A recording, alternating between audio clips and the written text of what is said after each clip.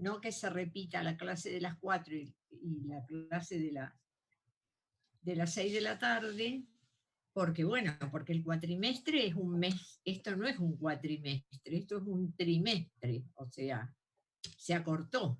Entonces, para acortar tenemos que tener imaginación, y una de las cosas que se nos ocurrió es que el tema del salvataje o el artículo 48 con las cooperativas, que es un tema denso, que no se puede dar en 2 horas, o sea, que se dé a lo largo de 4 horas. Una parte la da Emanuel y otra parte la da María Eugenia. Y lo mismo va a pasar con la clase del 17 de noviembre, del martes 17 de noviembre, que en realidad siempre esos temas lo damos en 2 clases. Pero bueno, ahora lo vamos a dar un solo martes. Yo voy a dar la mitad de la clase, la mitad del tema, y la otra parte la va a dar María Eugenia. Y este tema de incumplimiento en unidad del acuerdo preventivo, sí o sí hay que, no es que sí o sí hay que explicarlo, porque como dijo Emanuel, es un tema que ustedes lo pueden estudiar solos. Pero bueno, él se ofreció con mucha generosidad a dárselo, y es un tema que no, o se da esta semana o no se da, porque yo el lunes comienzo.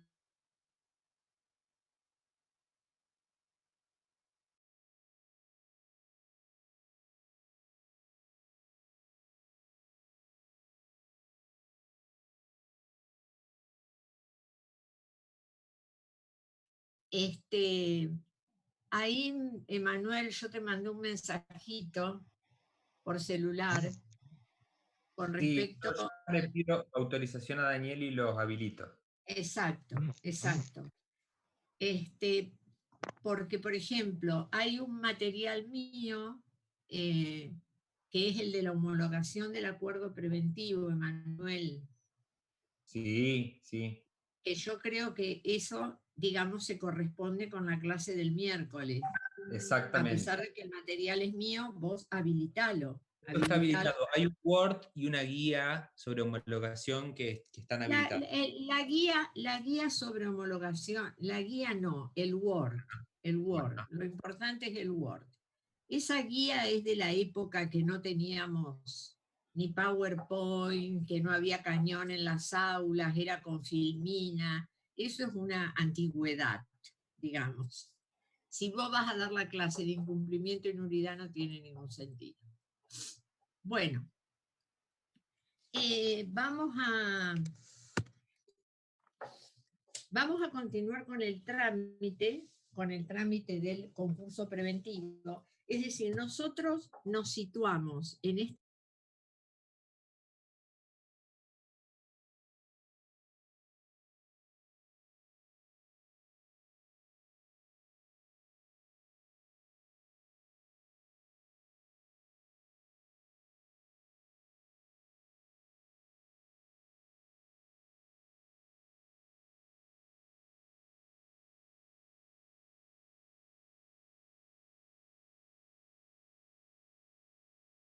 Porque el cuatrimestre pasado no siempre damos los mismos temas. El tema que yo voy a dar ahora lo dio él, y yo di el tema que él va a dar el miércoles. O sea, nosotros estamos ubicados, es decir, ya sabemos quiénes son los acreedores verificados y declarados admisibles que van a poder negociar con el deudor la propuesta de acuerdo. Eventualmente hay acreedores que pueden haber interpuesto un recurso de revisión contra las sentencias que, bueno, Leonela, ya lo leí, está bien, apagala.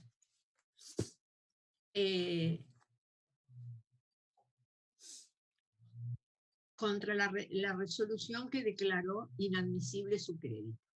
Estos acreedores que en la verificación tempestiva recibieron una declaración de inadmisibilidad, lamentablemente no van a poder participar en la negociación, lo que no significa que esta declaración de inadmisibilidad sea definitiva, porque ellos pueden interponer un recurso de revisión. ¿Cómo sigue este proceso? Bueno, una vez que el juez dictó la resolución de verificación de créditos,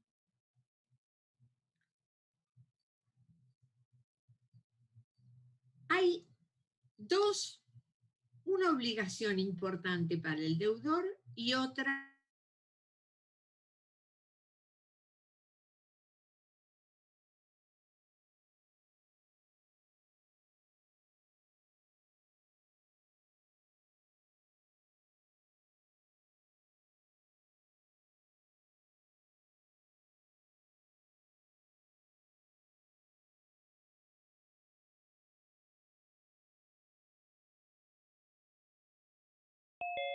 al deudor de categorizar a sus acreedores. Nosotros estamos situados ahora en la ley, en el capítulo cuarto, de el título tercero, o sea, el capítulo tercero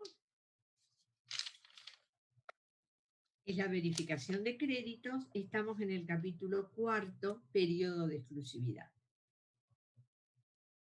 El deudor, les decía, la deudora, tienen el derecho, la facultad de clasificar a los acreedores verificados y declarados admisibles en grupos según vamos a utilizar un lenguaje de matemáticas, según un mínimo común denominador. Es decir, él va a hacer subconjuntos del conjunto de acreedores, y para formar esos subconjuntos va a tener que poner en cada subconjunto acreedores que sean compatibles entre sí, o bien por la naturaleza de las prestaciones, o bien por el monto de sus créditos, o bien por ser sus créditos pagaderos en el extranjero o en la Argentina. Es decir, tiene que haber una pauta, un criterio de agrupamiento. ¿Por qué digo que es una carga, que es un derecho, que no es una obligación? Porque si bien el artículo 41 dice que dentro de los 10 días de que debe ser dictada la resolución de verificación de créditos, el deudor debe presentar a la sindicatura y al juzgado una propuesta fundada de agrupamiento y clasificación de los acreedores, no es debe, sino puede, porque si no lo hace, no tiene ningún castigo, ninguna sanción. La única consecuencia de la ausencia de agrupamiento o de clasificación de los acreedores es que el deudor va a poder presentar solo una propuesta de acuerdo, es decir, la misma propuesta de acuerdo a todos los acreedores. El objetivo de la categorización es permitirle al deudor efectuar propuestas diferentes a cada grupo para facilitarle la obtención del acuerdo.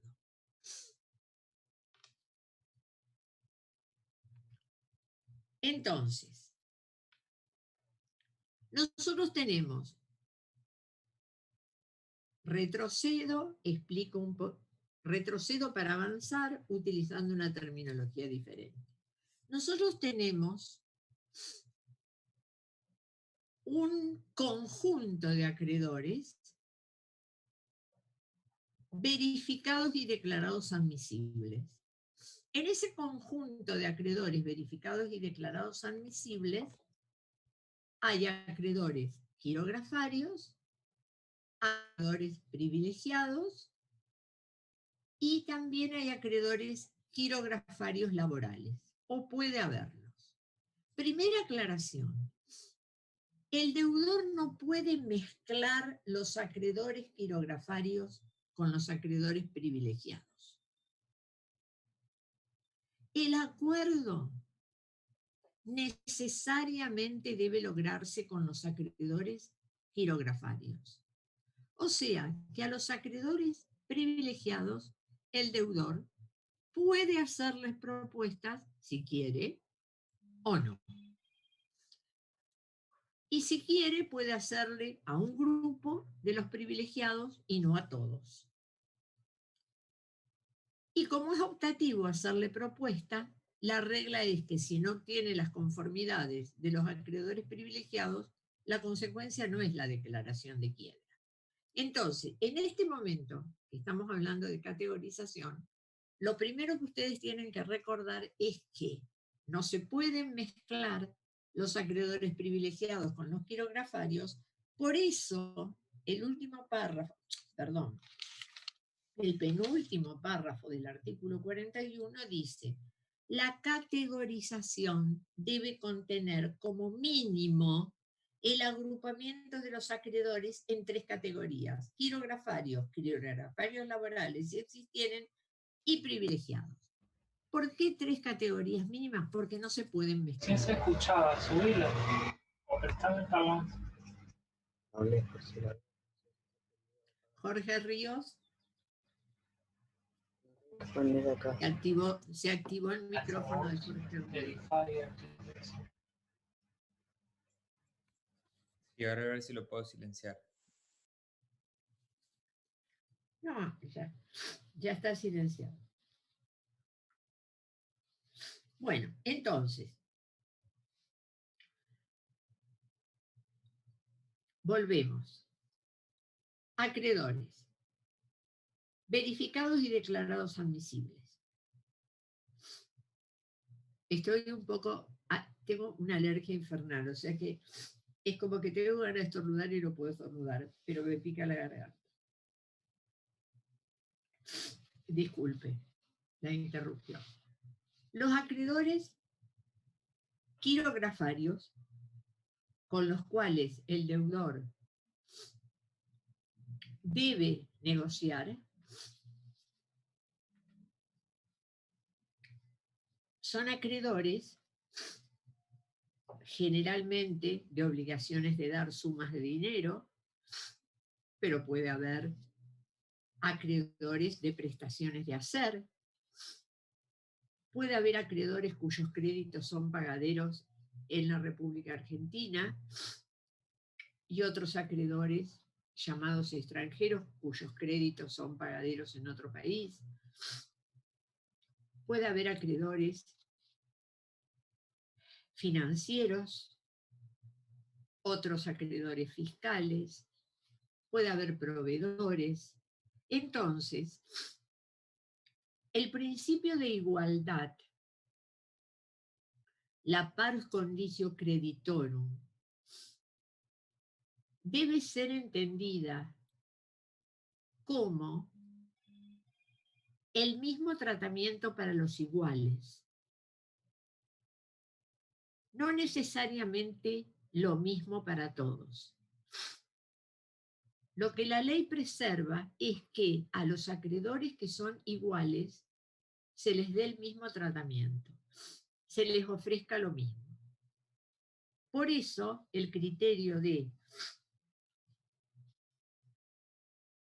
agrupamiento, de categorización, debe ser un criterio objetivo y razonable.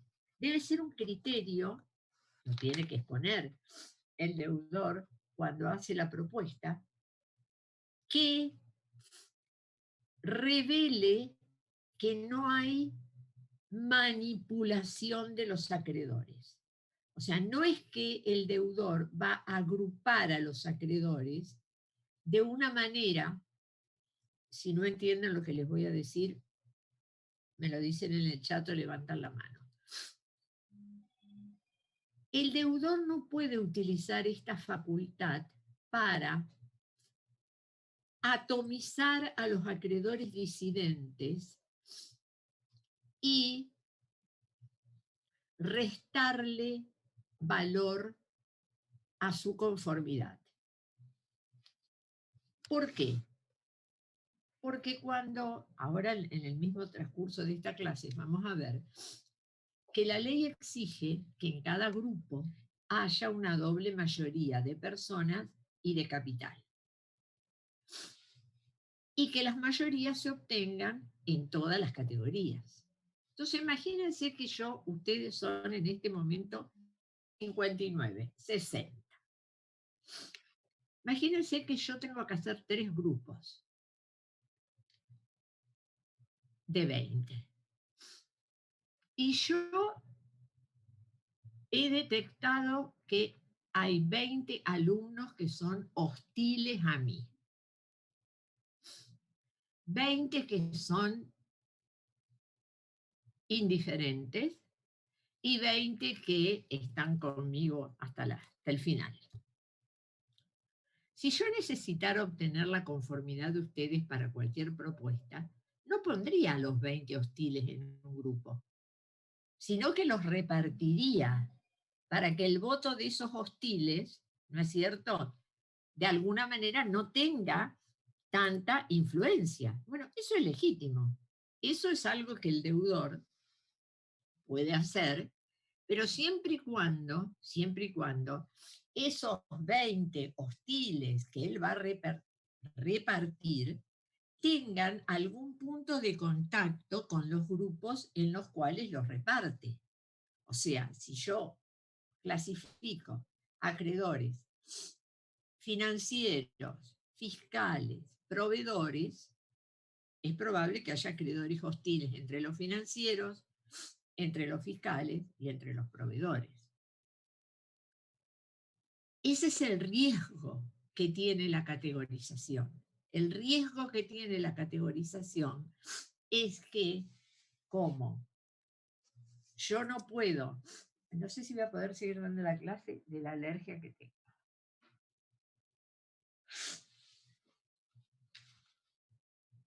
Como yo tengo que obtener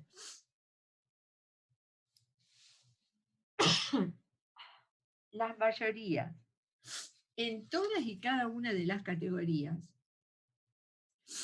es más difícil obtener las mayorías si hay subgrupos que si un grupo está constituido por todos los acreedores. Vamos a seguir ejemplificando con ustedes. 60.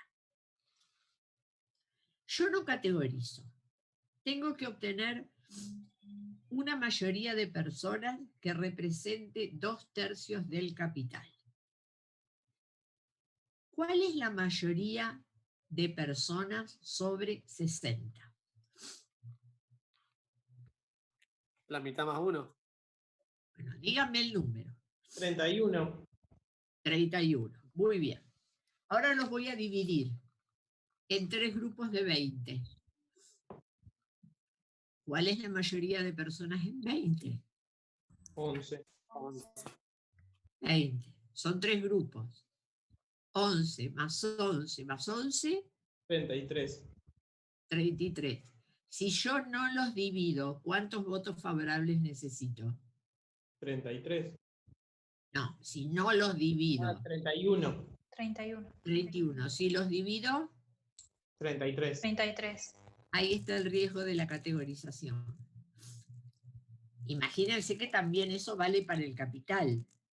O sea, no voy a ejemplificar con el capital porque es más complicado porque son cifras. Entonces, el beneficio de la categorización es que yo puedo satisfacer más el interés de cada grupo en tanto y en cuanto la propuesta que voy a hacer atiende mejor a los intereses de ese grupo. Ya voy a ejemplificar. El riesgo es que como las mayorías las tengo que obtener en todas y cada una de las categorías, el número de adhesiones que necesito es más alto. Voy a ejemplificar con esto de poder ofrecer una propuesta más adecuada a los intereses de cada grupo. Imagínense que el deudor tiene proveedores, pequeños proveedores. Bueno, los proveedores están viviendo la crisis de la pandemia igual que él, que este deudor o que esta deudora. Entonces, el deudor le va a hacer un ofrecimiento. Y estos proveedores dicen, yo soporto cualquier quita, pero necesito plata hoy. Yo no puedo esperar. ¿Querés pagarme la mitad? Pagame la mitad. Pero cuando se homologue el acuerdo. Porque no tengo espaldas para aguantar otros 7 meses. ¿Se entiende lo que quiero decir? Pero vienen los bancos. Y los bancos dicen, quita ni 5%. No solamente no queremos quita, sino que queremos que lo que nos pague con intereses. No nos importa esperar 10 años. Pero nosotros no podemos hacer quitas ni renunciar a los intereses. Entonces, a todos los proveedores pequeños, son 2 ejemplos a lo mejor extremos, pero suceden en los concursos. A los proveedores pequeños, la propuesta consiste en el pago del 50% de los créditos sin intereses en el momento de la homologación. A todos los proveedores pequeños, que el deudor puso en un grupo.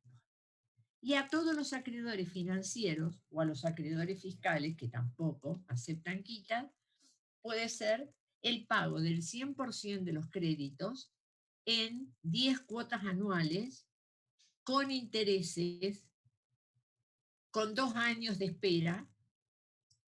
¿Se entiende?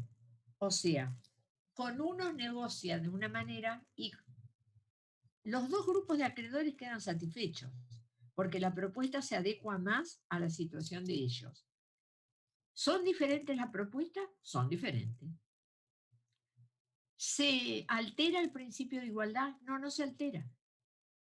Porque él trata igual a todos los financieros y trata igual a todos los proveedores. ¿Van entendiendo? ¿Está entendido esto? Sí, profe. Bueno. Los acreedores quirografarios laborales, la ley los menciona como un grupo aparte. Quirografarios laborales normalmente no hay, porque todos los acreedores laborales tienen privilegio. Son muy poquitos los créditos laborales desprovistos de privilegio. Por ejemplo, son las remuneraciones en cuanto exceden de 6 meses, o los intereses de los créditos laborales en la parte que exceden los 2 años. Entonces, casi no hay acreedores laborales.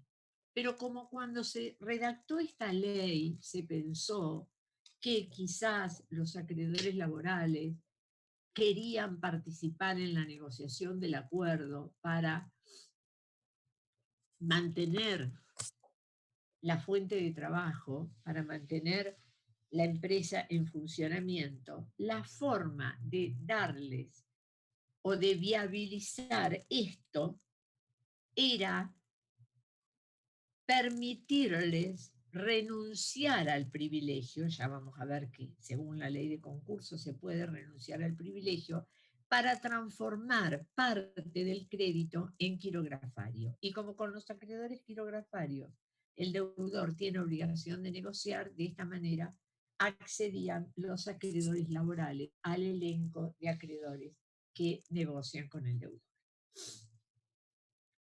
Esto es lo que ustedes tienen que saber de categorización. ¿El síndico tiene que opinar sobre la categorización? Sí, tiene que opinar en el informe general. El informe general está regulado en el artículo 39 y en uno de los puntos dice que el síndico debe opinar debe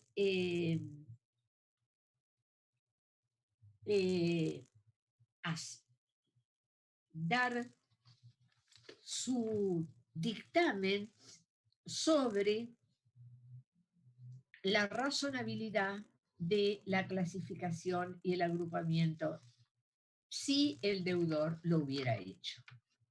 Si el deudor categoriza, el juez tiene que dictar una resolución aprobando la categorización. La ley no utiliza la palabra aprobando la categorización. La ley dice fijando definitivamente las categorías y cuáles son los acreedores comprendidos en ella. No es lo mismo lo que yo dije, aprobar, que fijar definitivamente las categorías.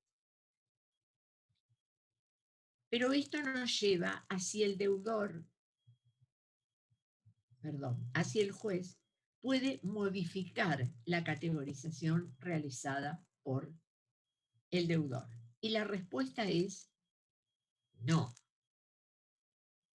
El juez puede aprobarla o desestimarla por considerar que hay irrazonabilidad o manipulación de los acreedores. Lo que eventualmente el juez podría hacer es, voy de vuelta a otro ejemplo. Vamos a suponer que el deudor hace una clasificación de agrupa en una categoría a los acreedores financieros. Entonces pone acreedores financieros, Banco de Santa Fe, Banco Macro, HSBC, etc. Y en otra categoría pone que va a clasificar a los acreedores en acreedores cuyo monto es mayor a 1 millón de pesos o menor a 1 millón de pesos. Y en mayor a 1 millón de pesos vuelve a poner al Banco Macro. Entonces lo que puede hacer el juez es decir, ojo, el Banco Macro categoriza como financiero, porque usted hizo una categoría de acreedores financieros, o saca de acreedores mayores a 1 millón de pesos y lo pone en la categoría de financieros, porque eso puede ser un error o no, pero eso sí que el juez no lo puede aprobar, pero ahí no está metiéndose, digamos, en el criterio de clasificación o de categorización. Está corrigiendo algo que podría ser un error material.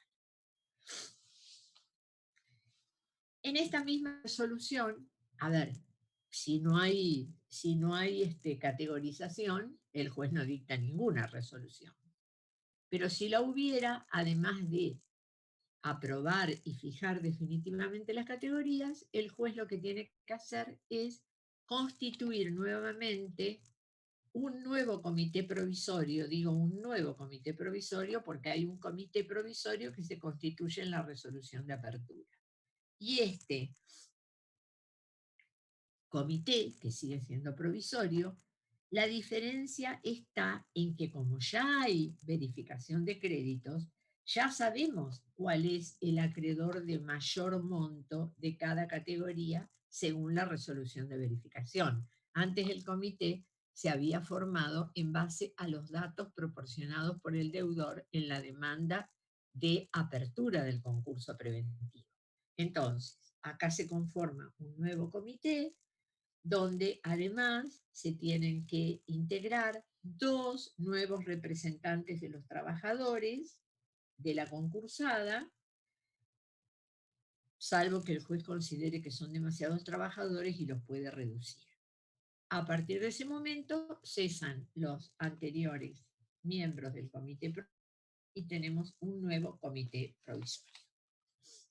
Profe, perdón. Profe, perdón. Ahí en ese órgano que se crea. ¿Quién habla? Yo tengo prendida la cámara, perdón. Ahí está. Francisco Mirabet. Sí, perdón. En ese nuevo órgano que se crea, o sea, que ya existía, pero que se crea ahora ahí. Es el mismo está órgano formado con otros integrantes. Claro, pero no entiendo lo de los trabajadores. O sea, ya hay uno provisorio que está formado por uno solo de los trabajadores. Exacto. Ah, y se agregan dos más. Fíjate en la resolución. Fíjate en la resolución del artículo 14, donde dice que son 3 acreedores quirografarios y un representante de los trabajadores de la concursada. Y ahora se agregan 2. Está. Gracias. Sí, era eso. Y del otro no sabemos cuántos, porque no sabemos cuántas categorías. Claro. Y es Profe. uno por- Yo le quería hacer una pregunta. ¿Y si no hay una propuesta de categorización, cómo estaría acomodada los acreedores? Subsiste la anterior. Ah, Subsiste la anterior. Bueno, acuérdense que el comité de acreedores, bueno, acuérdense no, porque no lo vieron, pero el comité de acreedores es un órgano que es obligación constituirlo, salvo que se trate de un pequeño concurso. En la ley 24522, en el último título, en el título cuarto, en los artículos 288 y 289, se regulan los llamados pequeños concursos y quiebras. Pequeños concursos y quiebras, hubo una intención del legislador que como intención era correcto en distinguir los grandes concursos de los pequeños concursos. Lo que sucede es que el criterio empleado por el legislador y en definitiva, bueno, o sea, cuando digo el legislador no me estoy refiriendo a los redactores del proyecto, sino que el legislador es el Parlamento. El criterio hace que casi todos los concursos califiquen como pequeños concursos, porque los 3 requisitos que se mencionan en el artículo 288 no son acumulativos, sino que son alternativos. O sea, si el pasivo no alcanza a 300 salarios mínimos vitales o móviles, o si el proceso no tiene más de 20 acreedores quirografarios, o si el deudor no tiene más de 20 empleados en relación de dependencia, es un pequeño concurso. Y si es un pequeño concurso, los comités de acreedores, como lo dice el artículo 289, no es imperativo constituirlos. ¿Estamos? Sí. No hay ninguna otra diferencia entre un pequeño concurso y un gran concurso. Los plazos son iguales, los trámites son exactamente idénticos. La única diferencia está en que no es obligatoria la constitución del comité de acreedores y tampoco es obligatorio que cuando el deudor pida su concurso, el estado detallado del activo y del pasivo y el listado de acreedores tenga o esté certificado por un contador público nacional. Bueno, volvemos al artículo 43.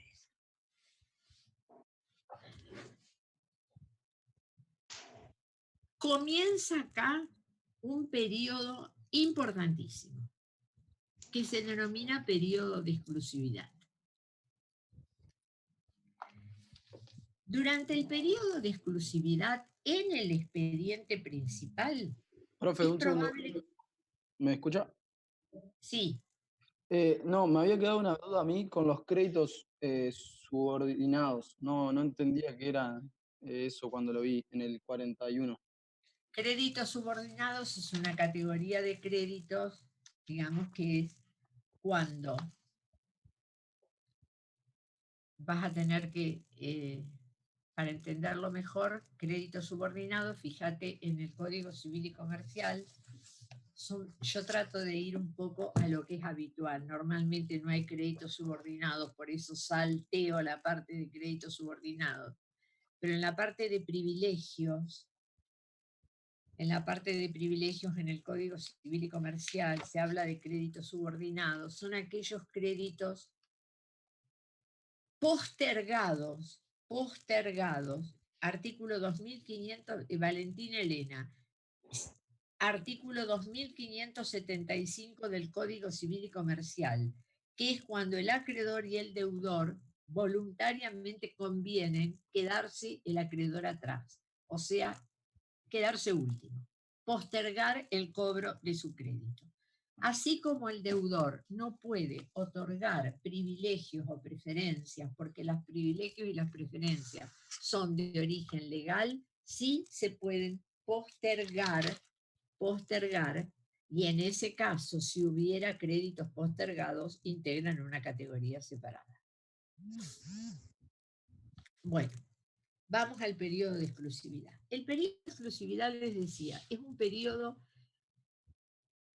durante el cual en el expediente principal es probable que no se presente todo lo largo del periodo de exclusividad prácticamente muy pocos escritos, porque la negociación, el acreedor con el deudor, la hace por afuera. O sea, lo que ustedes van a ver en un expediente en el periodo de exclusividad es que 20 días antes de que termine el periodo de exclusividad, el deudor sí o sí tiene que presentar en el expediente un escrito o varios escritos, según sea una propuesta o varias propuestas, y si no lo presenta, si no presenta la propuesta 20 días antes de que termine el periodo de exclusividad, será declarado en quiebra o eventualmente tendrá la posibilidad de acceder al denominado periodo de concurrencia o salvataje o artículo 48 que van a explicar mañana la doctora María Eugenia Basualdo y Emanuel Nagel. El periodo de exclusividad se llama de exclusividad porque exclusivamente el deudor es el legitimado para negociar con sus acreedores. ¿Qué es lo que negocia? Salvarse.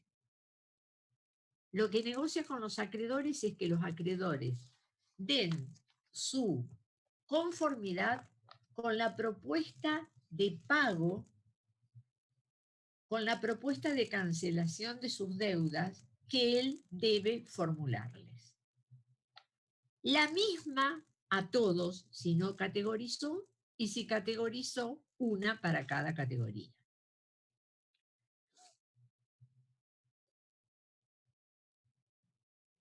¿En qué consisten las propuestas? No confundan propuesta de categorización. La propuesta de categorización es una alternativa de clasificación de los acreedores que el deudor le presenta al juez. Esto es propuestas de acuerdo, dice la ley. ¿Y en qué consisten? ¿Cuál es la más común? La propuesta más común es la propuesta de quita y espera. Es decir, pagar menos en más tiempo. Normalmente el deudor lo que ofrece es pagar con una quita y renegociar el plazo de vencimiento. Pero puede ser otra. Puede ser una propuesta, por ejemplo, que se llama de entrega de bienes. Entrega de bienes, que no confundan con la quiebra. Entrega de bienes. Es yo deudor, por ejemplo, tengo un establecimiento, que es lo que necesito seguir manteniendo para poder seguir generando un flujo de fondos que me permita vivir a mí y la subsistencia de mis empleados. Y tengo otros bienes ociosos, secundarios, inactivos, costosos, una quinta, un departamento en la costa atlántica, un yate, autos. Entonces, propuesta para entrega de bienes. Yo entrego esto, lo venden, se reparten su producido. Alcanza lo que alcanza para pagar el 40%, el 40%. Si alcanza para pagar el 80%, en buena hora. Si alcanza para pagar, pero es esto. Y no me tocan esto. Eso se llama propuesta por entrega de bienes. Otra propuesta de grandes empresas, la propuesta que hacen generalmente los estados nacionales, cuando están en estado de default, en estado de insolvencia. Emitir obligaciones negociables, canjear títulos. Es decir, yo en pago de la deuda reconocida en la sentencia de verificación, hago una emisión de obligaciones negociables con vencimientos y con determinados intereses, que lo coloco con un agente fiduciario y ahí, digamos, me dan su conformidad, es decir, que de aquí en más esos acreedores van o negociar esos títulos a sus respectivos vencimientos en el mercado de valores, por ejemplo. También podría ser una propuesta de capitalización de los créditos, es decir, que los acreedores se conviertan en socios porque hay un aumento de capital y en pago de sus créditos yo les entrego acciones representativas de ese capital.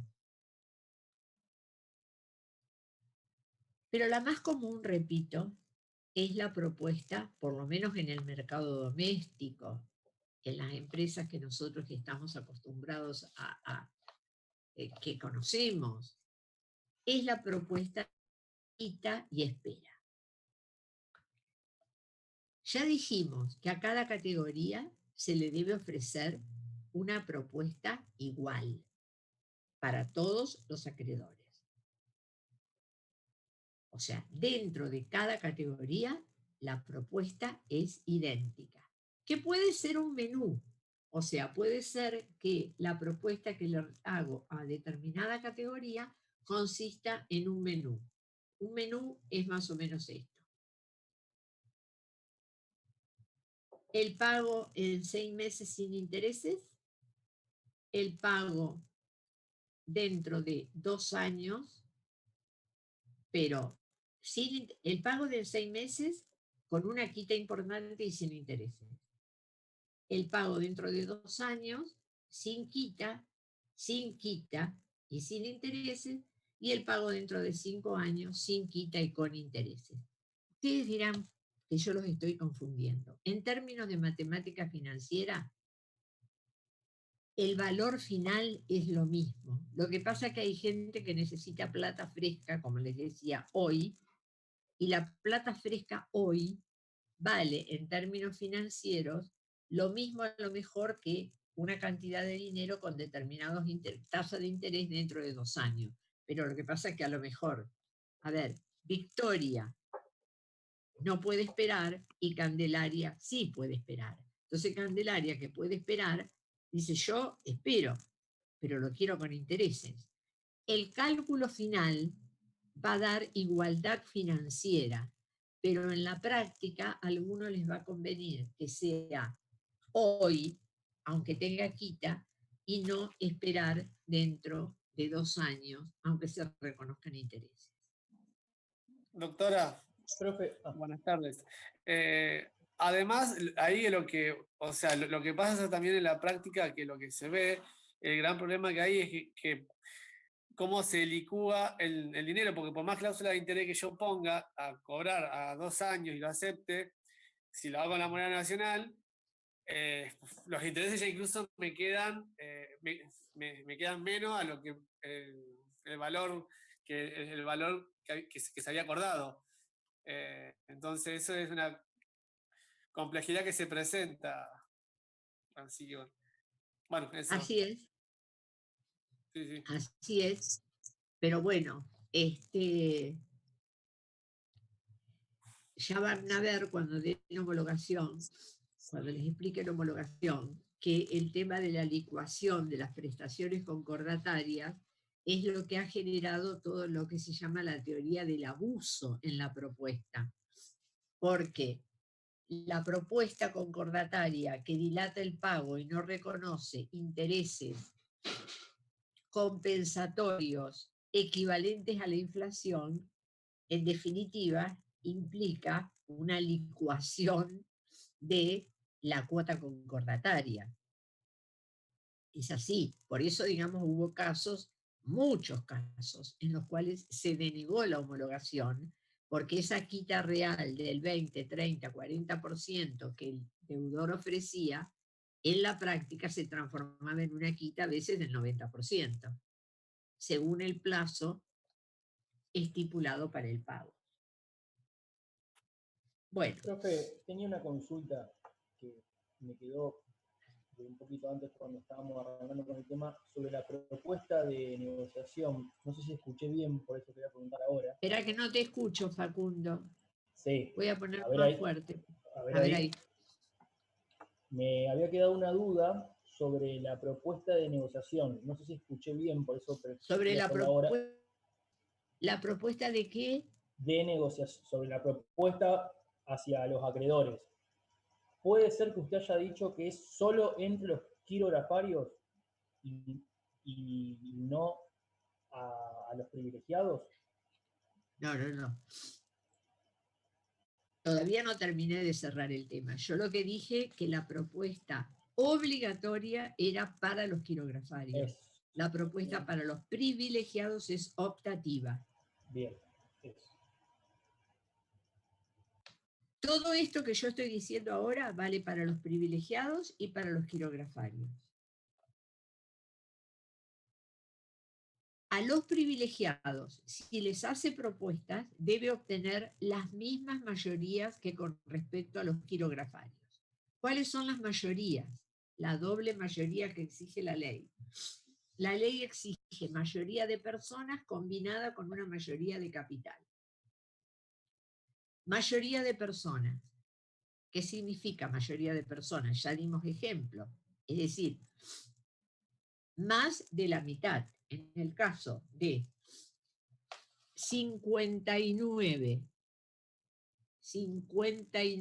¿la mayoría cuánto es?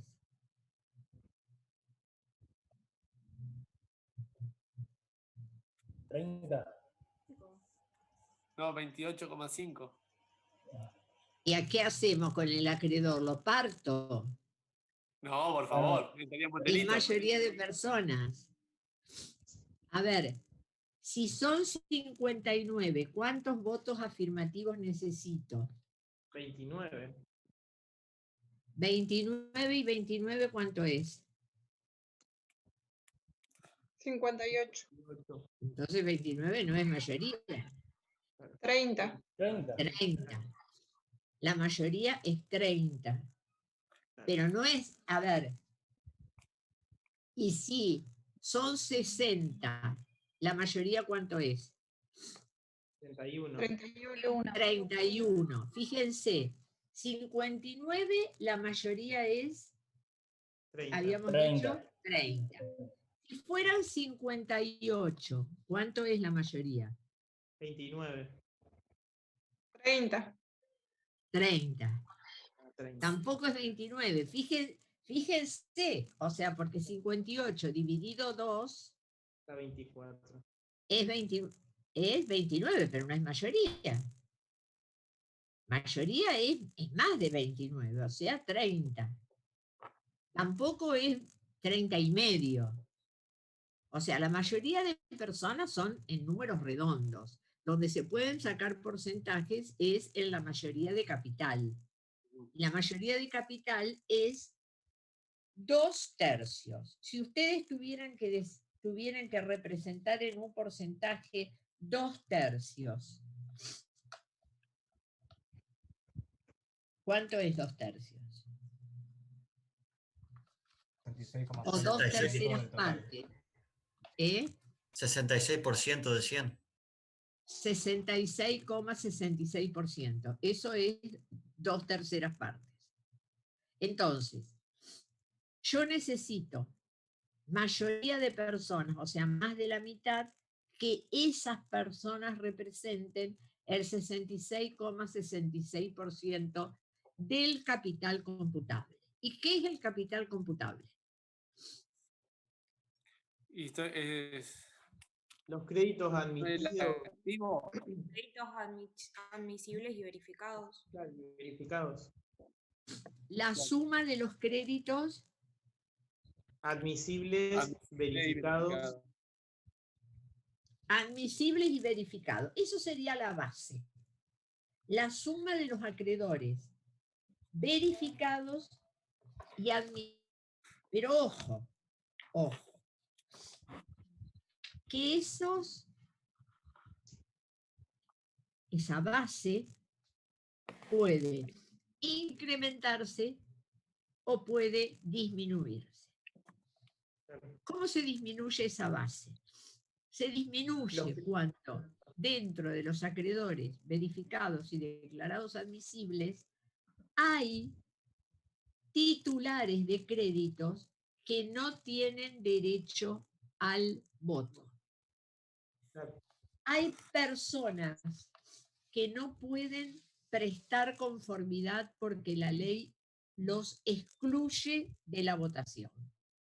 El caso del cónyuge ahí. El cónyuge. El cónyuge, los parientes del deudor dentro del cuarto grado de consanguinidad, segundo de afinidad, etcétera, etcétera, o personas a quienes estos les hayan cedido su crédito para burlar la prohibición, presume la ley, dentro del año anterior.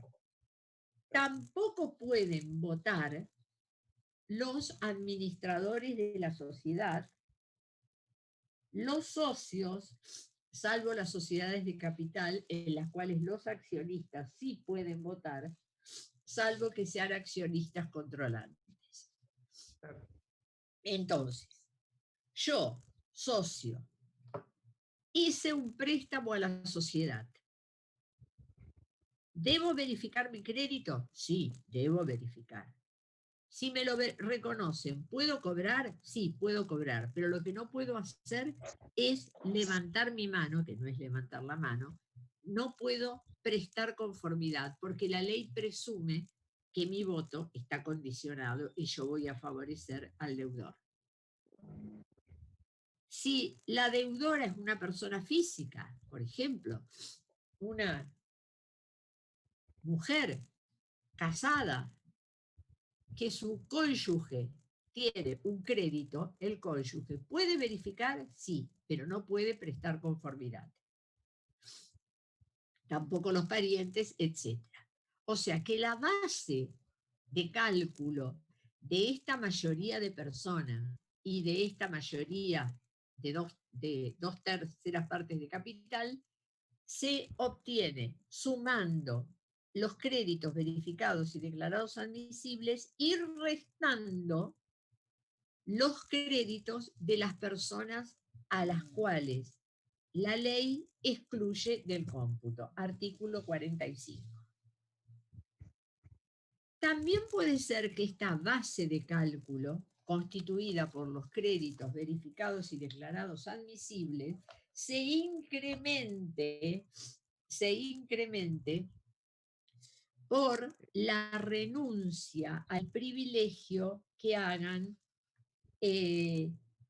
algunos acreedores. El tema de la renuncia al privilegio está regulado en el artículo 43, que establece que todos los acreedores pueden renunciar a su privilegio, total o parcialmente, y en el caso de que fuera parcial, la renuncia no puede ser inferior al 20% tratándose de un privilegio común o 30%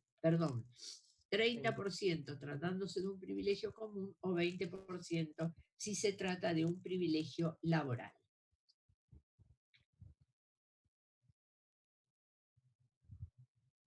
¿Entendieron hasta acá? Sí. Sí, sí, Bueno. perfecto. Bueno, entonces, estamos negociando. Tenemos un concurso donde hay un periodo de exclusividad de 90 días, que excepcionalmente puede ser de 120, según lo determine el juez, y donde el deudor tendrá que traer 20 días hábiles judiciales antes de que venza el plazo.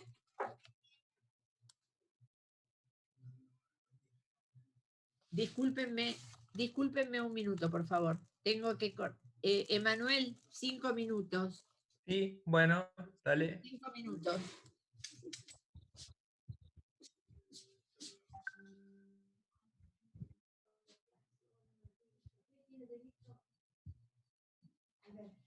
Eso va a venir a trabajar, ¿no?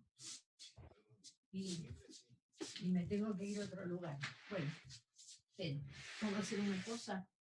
Me traslado a otro lugar yo. Quiero ver. Díganme. Ah, sí, sí. Sí, ya lo arreglamos hoy, entonces mañana, si está seco, mañana se seco. Bueno.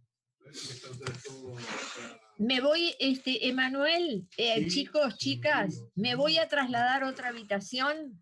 Vale. Un minuto. Te esperamos. Un poquito entramos y ya lo reparamos.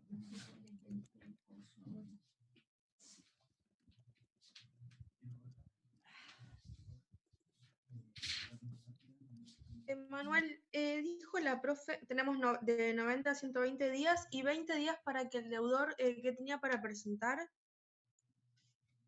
¿A qué te referís puntualmente? La profe dijo, el periodo de exclusividad es de 90 y puede ir a 120 días. Joaquín, hazme el favor, Y se llévamelo. puede conseguir se le puede otorgar una prórroga de 30 días adicionales a petición Bien. del concursado. Y después dijo que había un plazo de 20 días antes de que finalice Antes de que termine el periodo de exclusividad. Eso es decir, que 20 días antes de que termine el periodo de exclusividad, tiene que presentarlo. Me parece que dijo algo así. Sí, pero no 20 días. Ah, escuché mal, escuché 20 días yo, por eso, no sé. Yo también. 20 días antes. Yo creo que es el anteúltimo párrafo del... O sea, lo que dijo Del es 43. que antes de que termine el periodo de exclusividad, es 20 días antes tiene que presentarlo. Bien. Tiene que presentar la propuesta. Sí, Eso, la propuesta, estamos hablando de eso. Bien. La propuesta firmada, sí. Gracias. Igualmente ustedes después tienen la audiencia informativa que se realiza 5 días antes del vencimiento del periodo de exclusividad y en ese momento, con la presencia del juez y el secretario y el deudor y el comité provisorio de control, se realiza una audiencia y se dan explicaciones de las negociaciones, pero hasta ese momento se pueden hacer llegar. Sí.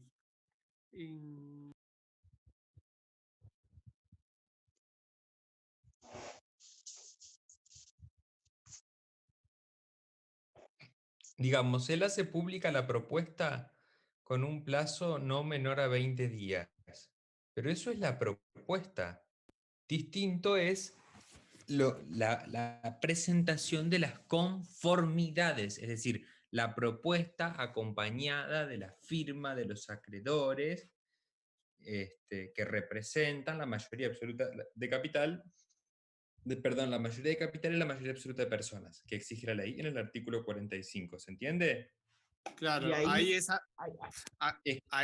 lo mismo propuesta... 20 días antes tiene que presentar la propuesta. ¿Está? Que la puede presentar mucho antes. Pero tiene que hacerla saber en el expediente. Pero las conformidades Acá no estoy. antes, porque Y justamente el eso vencimiento de del las periodo de conformidades exclusividad es el día el que se pueden presentar las conformidades en el expediente, con las formalidades que establece la ley. Ahí está Cristina de vuelta. Listo, gracias. Yo tengo Bueno, COVID. gracias, Emanuel. Disculpen, pero tengo pintores en mi casa. Bueno. Son cosas que pasan, doctora, no se preocupe. La verdad que prefería perder la clase antes que se vayan los pintores a los cuales estamos esperando hace 3 meses. Bueno, disculpen. Bueno, a ver, ¿cuál era la pregunta esa que escuché remotamente sobre? Es decir, los plazos son los siguientes. Empieza el periodo de exclusividad. El periodo de exclusividad es largo, son 90 días hábiles judiciales y eventualmente el juez puede conceder hasta 30 días más. ¿Sí? Antes, 20 días antes de que termine ese plazo, hasta 20 días antes, tiene el deudor tiempo para hacer público, es decir, para exteriorizar, para presentar en el expediente los escritos con el contenido de la o las propuestas. ¿Sí? Se supone que los acreedores ya la conocen, el deudor está negociando por afuera, pero bueno, tiene que constar en el expediente. Y hasta el último día del periodo de exclusividad, hasta el último día, tiene tiempo para llevar las conformidades de los acreedores con la o las propuestas. Esas conformidades se prestan por escrito.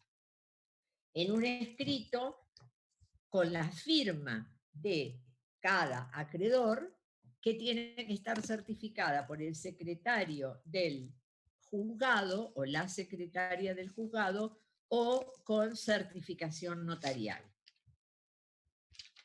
Esa conformidad, en el caso de los organismos públicos, también puede ser que esté certificada por la autoridad administrativa. La suma de todas esas conformidades, la suma, tienen que representar un número que sea de personas, la mayoría, y de capital, 2/3 partes del capital computable. Yo recién les expliqué cómo se calcula el capital computable y les expliqué cómo se calculan las mayorías de personas. Si hubiera categorización, esa doble mayoría se necesita en cada categoría. Si no hay categorización, se calcula promiscuamente. ¿Pasa algo antes de que termine el periodo de exclusividad? Bueno, lo único que está previsto es una audiencia informativa que se realiza 5 días antes de que termine el periodo de exclusividad,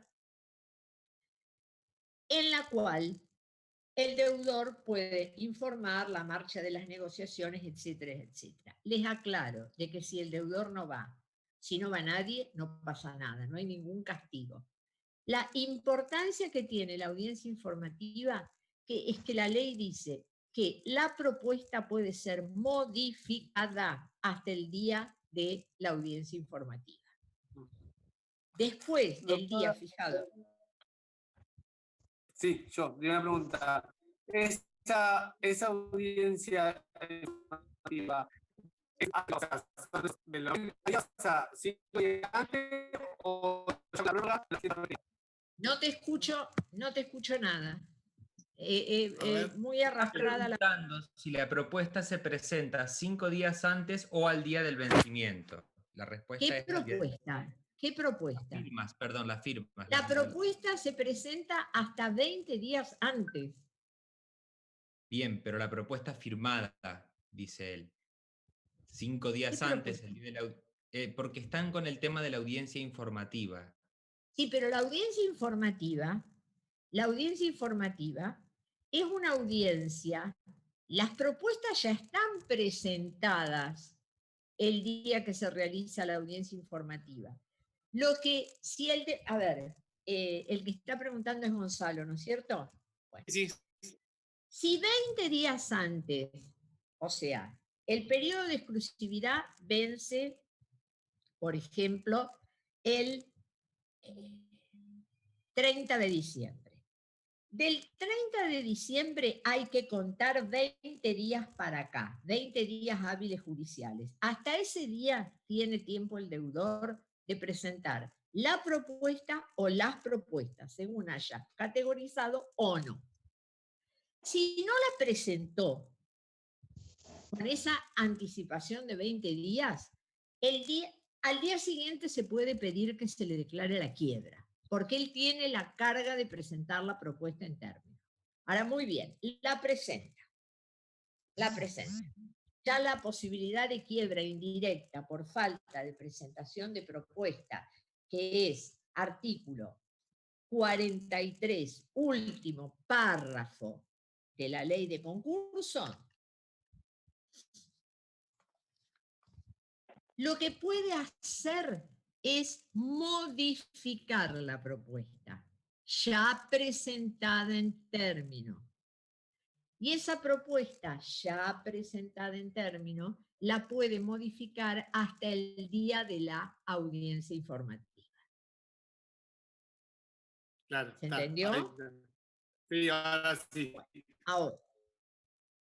Ahora, lo que debe presentar inexcusablemente hasta el día anterior a que vence el periodo de exclusividad son las conformidades. ¿Cuántas? Las necesarias para obtener la doble mayoría de capital y de personas. En la forma requerida por la ley, es decir, por escrito con firma certificada. ¿Quién va a determinar, quién va a computar la cantidad de conformidades que trajo para ver si se obtuvo la doble mayoría? La ley no lo dice, pero en la práctica la hace el síndico, porque cuando vence el periodo de exclusividad, el juez debe o bien declarar la quiebra indirecta, digamos, porque no se obtuvieron las conformidades, o bien dictar una resolución diciendo se obtuvieron las conformidades. Pero para poder dictar en un sentido o en otro, necesita computar la cantidad de conformidades obtenidas en el conjunto o en cada una de las categorías. Y eso usualmente lo hace el síndico, a quien el juez le delega la tarea de hacer ese cálculo o ese cómputo. ¿Hasta ahí me siguieron? Sí, profe. Sí. Bueno, muy bien. Ahora bien,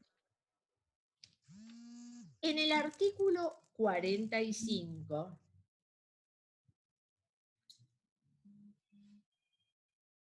la ley establece una obligación para el deudor que a veces se cumple, a veces no se cumple, porque si no se cumple no hay ninguna sanción. Acuérdense, si no presenta la propuesta de pago, la consecuencia es la quiebra. Artículo 43, último párrafo. O pasar al periodo de salvataje o concurrencia, ya lo dije, que mañana van a explicar los otros profesores. Ahora, la ley prevé que, además de la propuesta de pago, el deudor presente, artículo 45, que es muy largo,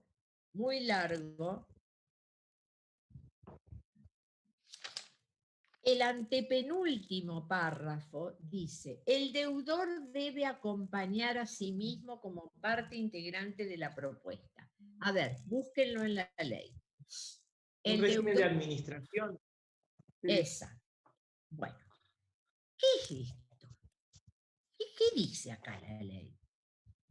Y dice algo que ustedes no lo van a entender hoy. No lo van a entender hoy. Lo van a entender quizás cuando en la última parte de la explicación del doctor Daniel Alonso, y si no, cuando explique incumplimiento y nulidad Emanuel. La ley le hace un favor al deudor. Y la ley le dice: si vos querés, desde que se homologue el acuerdo hasta que se cumpla, es decir, en ese periodo que va desde la homologación hasta el cumplimiento. Si vos querés tener un régimen de administración de tu negocio más benigno que el de la ley, si vos querés tener más libertad de movimientos, propone vos un régimen de administración. Porque si no propones un régimen de administración, el que se te va a aplicar es el que está en la ley que les explicaron los doctores Alonso y Prono, que es aquello de los actos prohibidos, aquello de los actos permitidos y los actos sujetos a autorización y tener que pedir permiso, que va a estar inhibido, etcétera, etcétera.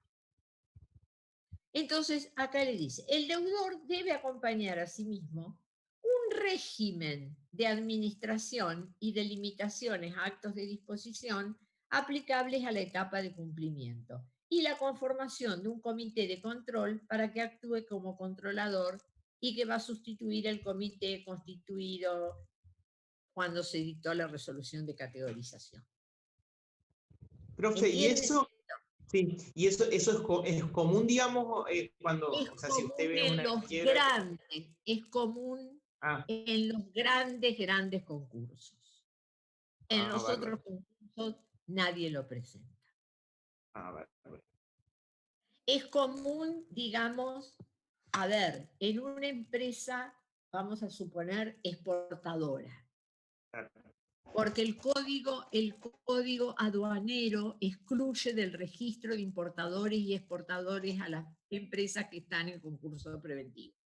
Entonces el deudor pide que los acreedores también den la conformidad con este régimen más benigno que él propone para no estar sujeto a tantas autorizaciones y a no depender tanto del visto bueno del síndico o del comité de control si se constituyó. ¿Me siguen? Sí. La diferencia de esta es que para la aprobación de la propuesta de acuerdo de lo que me van a pagar, necesito una mayoría de personas y un porcentaje del capital de 2/3.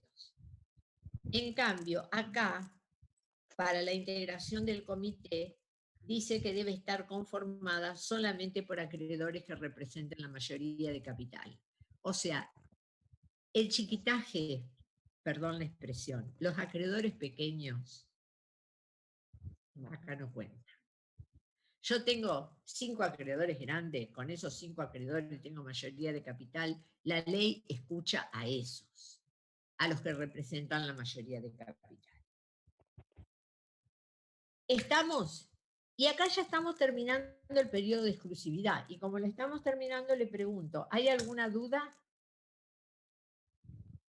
No. O sea, si acá no, si esos 5 acreedores avanzar no, sí, si esos 5 acreedores no aceptan, ahí qué pasa, digamos, se le aplica el régimen, el que está por ley, digamos. Se le aplica el régimen de ley y la integración del comité de control la hace el juez según su criterio. Profe, ¿y el de la ley sería el del artículo 16? Bruno. ¿Quién está hablando? Bruno Mazzoni. Bruno Mazzoni reciente. Bruno Mazzoni. Sí, está con una remera colorada. ¿Cómo? Pero ahora no te veo más. A ver. ¿Estás con una remera colorada? Sí, roja. Mirá. ¿Ha visto? Sí. Pero vos sabés que aparecés como en un ventanita. Estoy desde hoy igual. Porque, no sé si es una foto. No, ya sé, No, pero es una... Estás así. El celular hace una imagen más chiquita. Sí. Sí, lo veo, pero parece como que estuviera en una ventanita. Bueno. La pregunta, Bruno Mazzoni, repetila. Si ese régimen legal al que quedan supeditados, si no da este régimen de administración, si sería el del artículo 16, ¿puede ser? Sí, yo dije artículo 15, 16, o sea, actos prohibidos, actos sujetos a autorización, actos permitidos. Ese es el régimen ordinario que prevé la ley para un deudor que está en un concurso preventivo. Y este es un régimen... Gracias.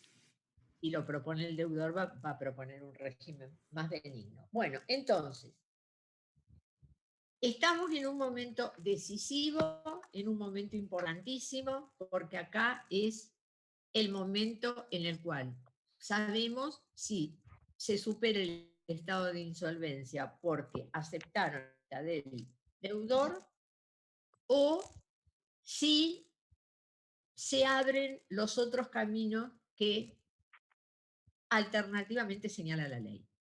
El primer acto que debe realizar el juez entonces, cuando finaliza el periodo de exclusividad es computar si se obtuvieron las mayorías. Vamos a colocar todas las hipótesis posibles. Hay propuesta para los acreedores girografarios y para los acreedores privilegiados. ¿Para todos o para alguna parte de los acreedores privilegiados? ¿Se obtienen las conformidades en todos? O sea, tanto con los acreedores privilegiados como con los acreedores girografarios. Esto es lo más fácil.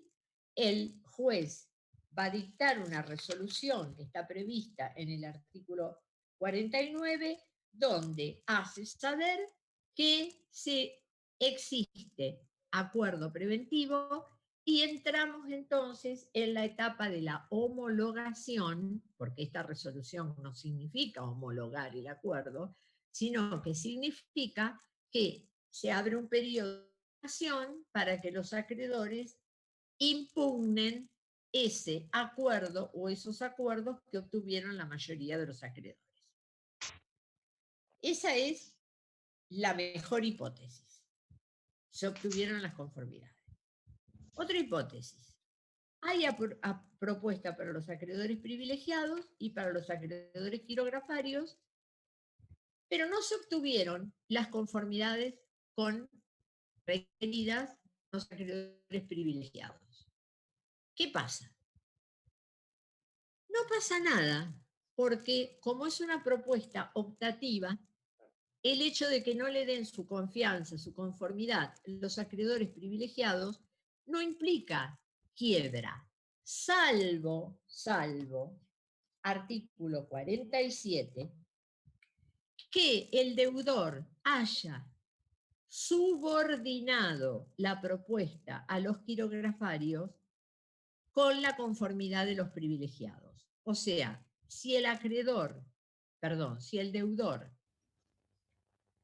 manifestó que la conformidad de los privilegiados era una condición necesaria para obtener el acuerdo con los girografarios, si los privilegiados no le dan su conformidad, este concurso fracasa y vamos a alguna de las alternativas que voy a explicar ahora.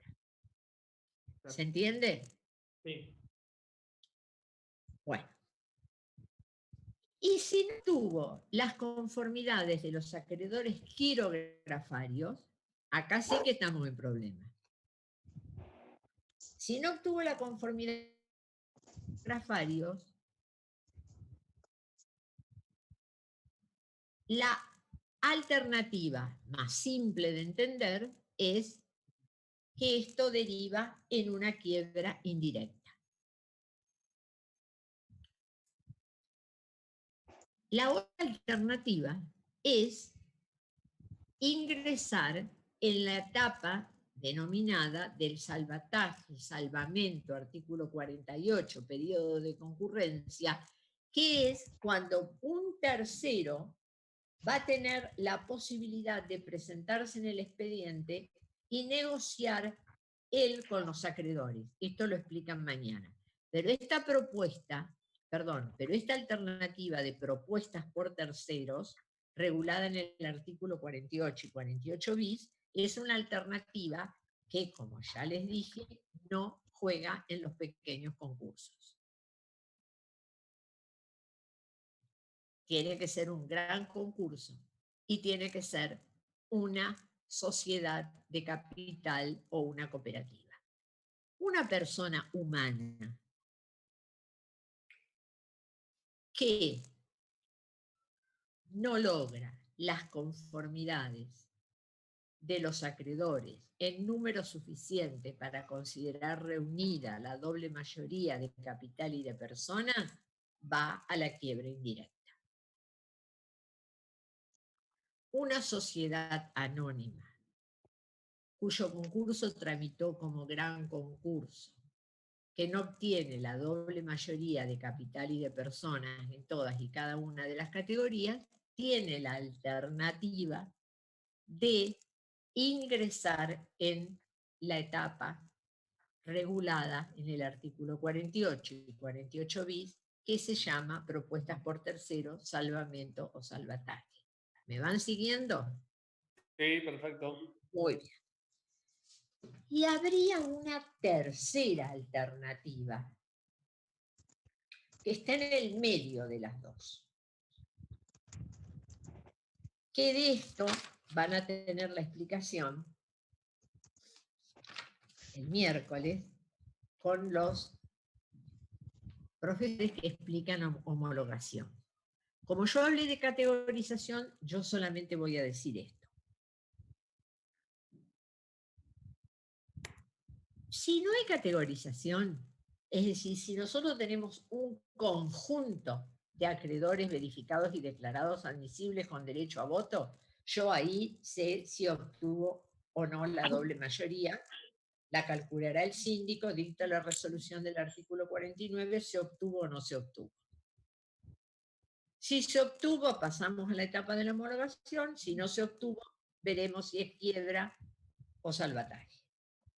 Pero si yo categoricé y tengo subconjuntos de acreedores, y a cada subconjunto le formulé una propuesta diferente, ya dijimos que la doble mayoría la tenemos que obtener en cada uno de los subconjuntos, o sea, en cada uno de los grupitos. Como el fundamento, mejor dicho, no vamos a decir como fundamento, como uno de los principios sostenedores de la legislación concursal moderna, no solamente en la Argentina, sino en todo el mundo, es la conservación de la actividad productiva y la tutela de la fuente de trabajo. Como el legislador quiere evitar la quiebra y salvar la empresa, apareció en el año 2002, en nuestra legislación, en el medio de la gran crisis del 2001 y 2002, una reforma inspirada en este principio de tenemos que evitar que desaparezcan todas las empresas, un instituto conocido como Cranham Power.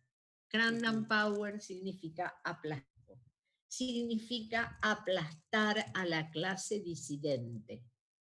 ¿Y qué es aplastar a la clase disidente?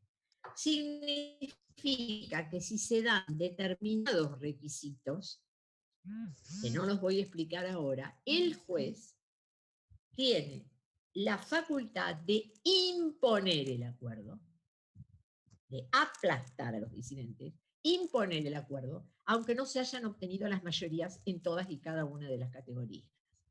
No es fácil imponer el acuerdo, porque hay que obtener esos 5, cumplimentar esos 5 requisitos. El primer requisito es que al menos una de las categorías haya aprobado la propuesta en las mayorías exigidas por la ley. Entonces, termina el periodo de exclusividad. Según el tipo de concurso, según el tipo de deudor y según las circunstancias, tenemos o la quiebra indirecta, o el Cranham Power, o el salvataje. Quiebra indirecta para personas humanas, siempre. Salvataje, si es una sociedad por acciones, si es una cooperativa y si es un gran concurso. Y el Random Power en cualquier caso, pero siempre y cuando haya habido categorización y agrupamiento de acreedores. Profe, ¿en qué artículo están esos 5 requisitos? En el 52. Gracias. Bueno, solamente me queda por explicar qué es lo que pasa normalmente en un concurso en el cual no hay propuesta para los acreedores privilegiados. Estos acreedores que gozan de un privilegio o por la ley concursal, ya sea sobre la totalidad del patrimonio del deudor, sobre la totalidad del patrimonio del deudor, se llaman privilegios generales. Los otros son privilegios especiales. Los acreedores que tienen un privilegio especial son acreedores fuertísimos, porque son aquellos acreedores que con la realización del bien asiento del privilegio se cobran. Por ejemplo, el acreedor hipotecario o el acreedor prendario, o el titular de una hipoteca naval o de una prenda aeronáutica. Esos acreedores están en una posición súper cómoda en un concurso preventivo, porque ellos tienen que venir a verificar, pero la ley les permite que simultáneamente con la verificación continúen o inicien una ejecución hipotecaria o prendaria y que se cobren. O sea, a estos acreedores, ¿ustedes piensan de que el deudor les va a poder hacer una propuesta? No, porque estos acreedores tienen muchas prerrogativas y por lo tanto pueden exigir el pago total de su crédito. Y si hubiera una propuesta para estos acreedores que tienen privilegio especial, la ley dice de que la propuesta se considera aceptada por unanimidad. Unanimidad. Los acreedores con privilegio general están en una situación no tan cómoda como los acreedores con privilegio especial, pero generalmente tampoco hay para ellos propuesta. Y como ya les dije, si hubiera y no se obtienen las conformidades, la ley no prevé que se declare la quiebra, porque la propuesta hacia ellos es optativa, salvo este caso que ya hablamos del condicionamiento a la aprobación por los quirografarios. Entonces la pregunta de oro es, si no hay propuesta para ellos, si los acreedores privilegiados no van a estar sujetos como regla a un acuerdo homologado porque no les hicieron propuesta, ¿esto quiere decir que pueden exigir el cumplimiento de su crédito en cualquier momento? No. Una vez que los declaren verificados, una vez que los declaren admisibles, no. Esto, en realidad, a mí cuando me toca el tema explicar homologación, también lo explico en homologación, pero como es muy importante, y yo me quiero asegurar de que ustedes lo tengan claro ahí, les digo, los acreedores privilegiados que no están comprendidos en ningún acuerdo, recién van a poder exigir el cumplimiento de la prestación reconocida en esa declaración de admisibilidad o de verificación si se homologa el acuerdo con los quirografarios. O sea, van a tener que esperar a que se homologue el acuerdo para poder exigir el cumplimiento del crédito.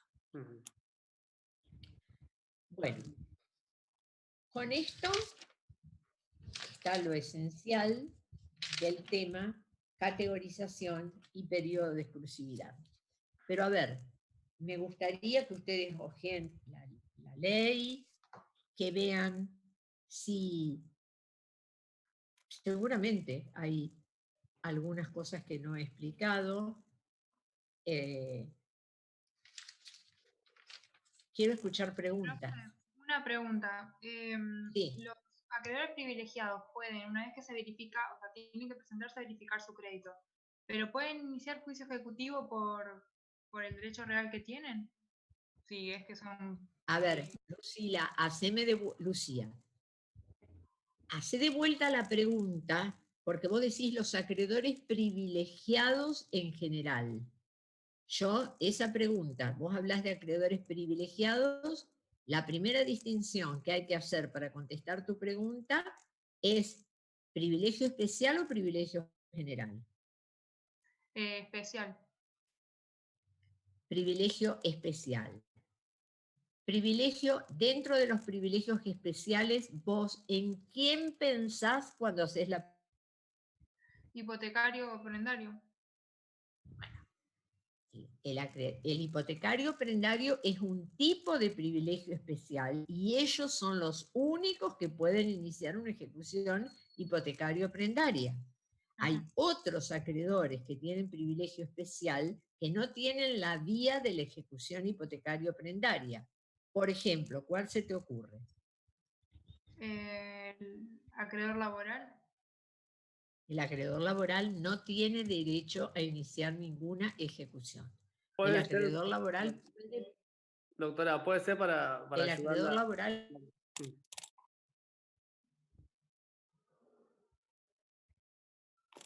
¿La querés ayudar a Lucía?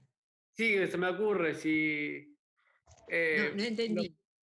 Sí, justamente para ayudar a Lucía, porque se me ocurre en esto, los créditos que se tengan a título de guarda o de mercadería, que se echan a perder, o sea, ¿puede ser eso, algo de eso? No. No. A ver, a ver, mi última clase del cuatrimestre es sobre privilegios. Nosotros tenemos acreedores quirografarios y acreedores privilegiados.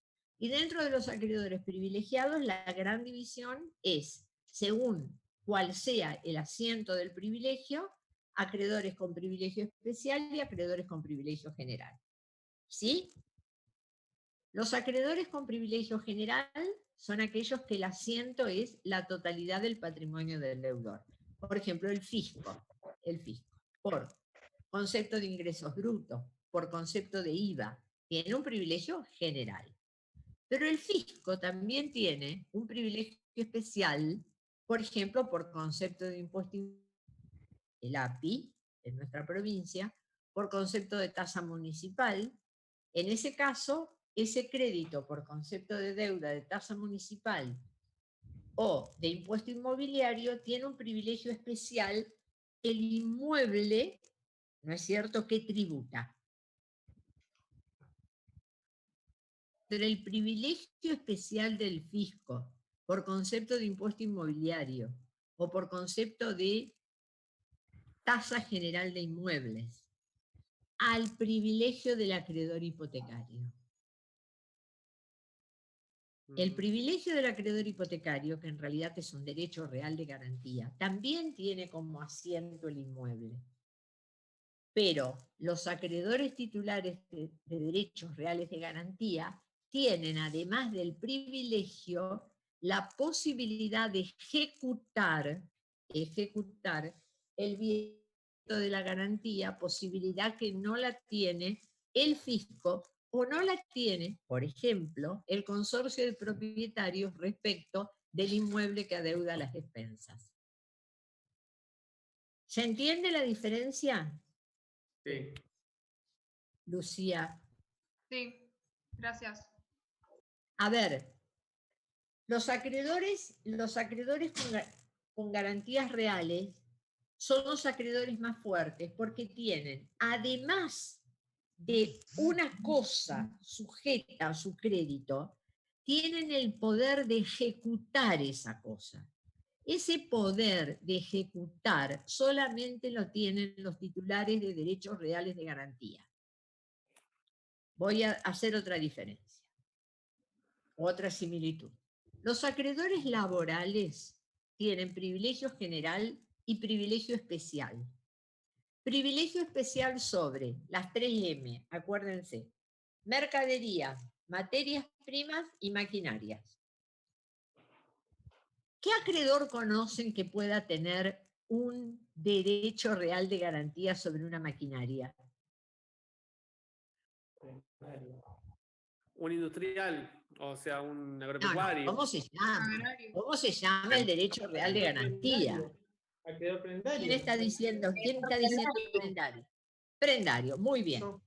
¿Cuál es la diferencia entre el acreedor prendario y el acreedor laboral? Que el acreedor prendario puede ejecutar la máquina asiento de la garantía y el acreedor laboral tiene como asiento de su privilegio la máquina, pero velado por el derecho de ejecución individual.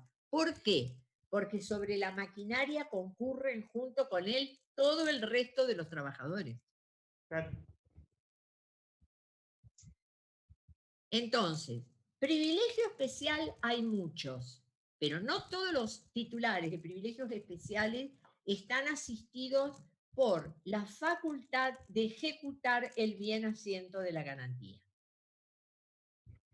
¿Les quedó claro? Sí, profe. Sí. Esto es importante, porque a ver, entonces pregunto, con todo lo que les he dicho, ¿cuáles son los únicos acreedores privilegiados que podrían cobrar anticipadamente? O sea, antes que los otros acreedores privilegiados. El prendario y el hipotecario.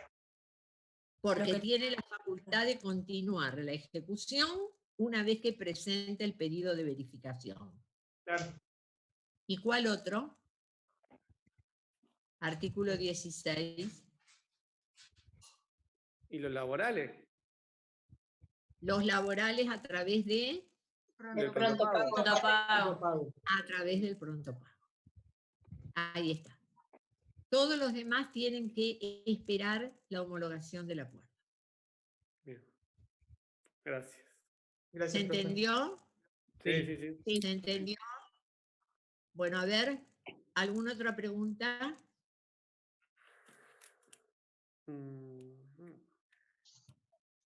¿Continúan con la ejecución los acreedores reales A ver, presentando? ¿quién está preguntando? Que no veo ningún recuadro amarillo. A ver, esperen. ¿Quién es? ¿Quién pregunta? Lucía. Lucía.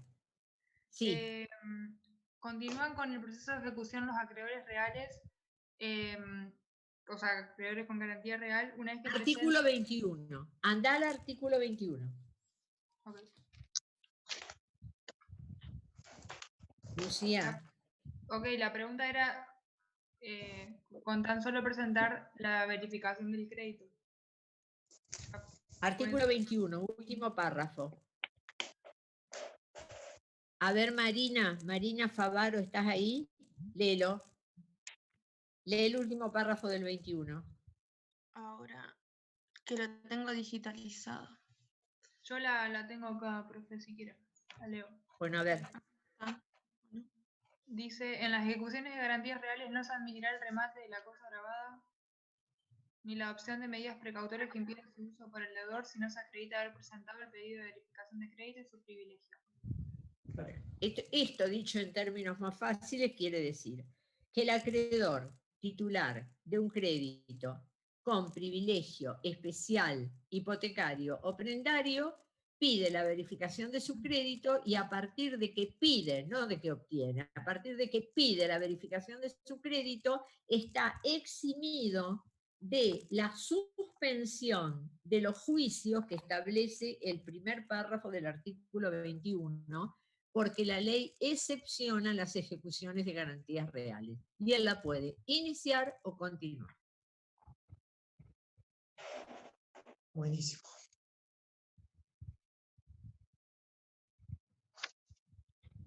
¿Podemos ir?